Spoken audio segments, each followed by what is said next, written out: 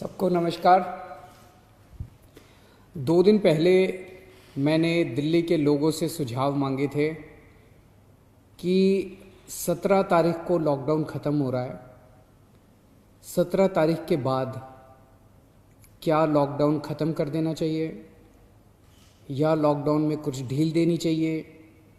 अगर ढील देनी चाहिए तो कितनी ढील देनी चाहिए? परसों शाम को मैंने सुझाव मांगे थे। एक ही दिन का टाइम था। एक दिन का टाइम इसलिए था क्योंकि सोमवार को प्रधानमंत्री जी ने देश के सभी मुख्यमंत्रियों के साथ मीटिंग की थी और प्रधानमंत्री जी ने सभी मुख्यमंत्रियों को कहा था कि भाई आप अपने राज्य में 17 तारीख के बाद कितनी ढिलाई चाहते हैं, अपना प्रस्ताव मुझे 15 तारीख के पहले पहले भेजिए। आज 14 तारीख है, हम आज शाम तक अपना प्रस्ताव भेजना चाहते हैं। सभी राज्य अपने अपने प्रस्ताव प्रधानमंत्री जी को भेजेंगे और फिर केंद्र सरकार निर्णय लेगी कि कहाँ कहाँ कितना कितना लॉकडाउन अलाउ करना है, दिल्ली के अंदर कितनी ढिलाई दी जानी चाहिए। ये हमसे सुझाव मांगे केंद्र सरकार ने। मैंने तय किया कि ये सुझाव किसी एसी कमरे के अंदर बैठ के नहीं होने चाहिए। जनता से पूछना चाहिए, एक्सपर्ट से पूछना चाहिए, डॉक्टर से पूछना चाहिए कि क्या होना चाहिए। इसीलिए मैंने परसों जनता से सुझाव मांगे। 24 घंटे का टाइम था, कल शाम को 5 बजे तक का टाइम था क्योंकि हमें भी टाइम चाहिए था पढ़ने के लिए। और 24 घंटे में आपको यकीन नहीं होगा जान के कि 4.5 लाख व्हाट्सएप मैसेजेस आए हमारे पास, 10,700 ईमेल आए और 39,000 लोगों ने फ़ोन करके अपने सुझाव दिए। तो मोटे मोटे तौर पे 5 लाख से ज़्यादा सुझाव हमारे पास आए हैं। बहुत अच्छे अच्छे सुझाव लोगों ने भेजे हैं, काफ़ी क्रिएटिव सुझाव लोगों ने भेजे हैं। कुछ एक उसमें से मैं आपको बताना चाहता हूँ कि लोग क्या चाहते हैं, दिल्ली के लोग क्या चाहते हैं। क्या स्कूल खुलने चाहिए, कॉलेजेस खुलने चाहिए, एजुकेशनल इंस्टीट्यूशंस खुलने चाहिए? अधिकतर लोगों का कहना है कि अभी नहीं खुलने चाहिए, गर्मियों की छुट्टियों तक बंद रहने चाहिए, उसके बाद सोच सकते हैं। कुछ लोगों ने ये भी कहा कि खुलने चाहिए, लेकिन अधिकतर लोगों ने कहा कि स्कूल, कॉलेज, एजुकेशनल इंस्टीट्यूशंस गर्मी की छुट्टियों तक बंद रहने चाहिए। अधिकतर लोगों का कहना था होटल अभी नहीं खुलने चाहिए, लेकिन रेस्टोरेंट खोल दीजिए, खाने की होम डिलीवरी अलाउ कर दीजिए, टेक अवे अलाउ कर दीजिए कि लोग खरीद के वहाँ से चले जाएं, वहाँ बैठ के ना खाएं। ऐसा कई लोगों का मानना था, लेकिन इस पे लगभग लोगों की सहमति है कि अभी बार्बर की शॉप, नाई की दुकान नहीं खोलनी चाहिए। उसमें काफ़ी ज़्यादा कांटेक्ट होता है, उससे कोरोना फैलने का डर रहता है। उसी तरह से spa, salon, cinema halls, swimming pools, इसमें अधिकतर लोगों ने कहा कि अभी फ़िलहाल ये नहीं खुलने चाहिए। लेकिन लोगों ने ये पूछा कि जी ये जो शाम को 7 बजे से सुबह 7 बजे तक आपने कहा है कि लोग अपने घर से बाहर नहीं निकलेंगे, इसका क्या लॉजिक है? कोरोना से इसका क्या लेना देना है? रात के वक्त इसको, शाम के वक्त लोग बाहर नहीं निकलेंगे, इससे क्या लेना देना है इसका कोरोना का? तो लोगों का कहना था कि ये वाली टाइम लिमिट नहीं होनी चाहिए, लेकिन इसके ऊपर सबका कहना है कि अभी बुजुर्गों को घर से नहीं निकलने देना चाहिए।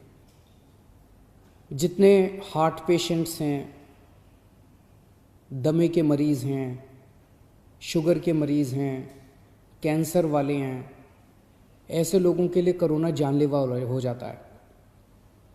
सबका ये मानना है कि इन लोगों को एहतियात बरतने की ज़रूरत है, इन्हें घर से बाहर नहीं निकलना चाहिए, इन्हें घर के अंदर रहना चाहिए, ज़्यादा से ज़्यादा इनके ऊपर सख्ती होनी चाहिए। प्रेग्नेंट महिलाएं हैं, 10 साल से कम उम्र के बच्चे हैं।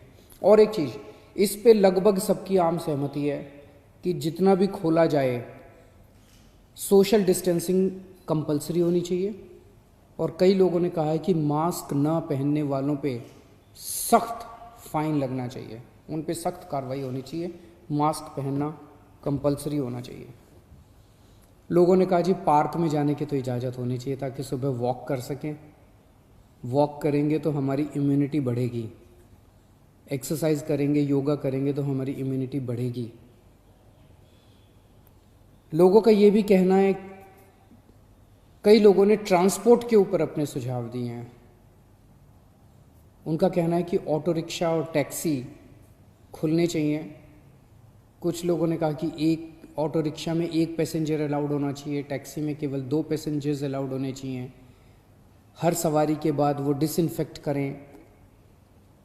अधिकतर लोगों ने कहा कि बसें खुलनी चाहिए, लेकिन सोशल डिस्टेंसिंग के साथ। बस में 20-25 से ज़्यादा सवारियां नहीं होनी चाहिए, क्योंकि लोगों को अभी जैसे पिछले हफ्ते जब लॉकडाउन 3 के दौरान अभी प्राइवेट और गवर्नमेंट ऑफिसेज को खोलने की इजाज़त दे दी गई, तो लोग कह रहे हैं कि इजाज़त तो दे दी लेकिन जाने के लिए साधन तो नहीं दिया ना, सबके पास अपने प्राइवेट व्हीकल तो नहीं है ना, तो लोग जाएंगे कैसे?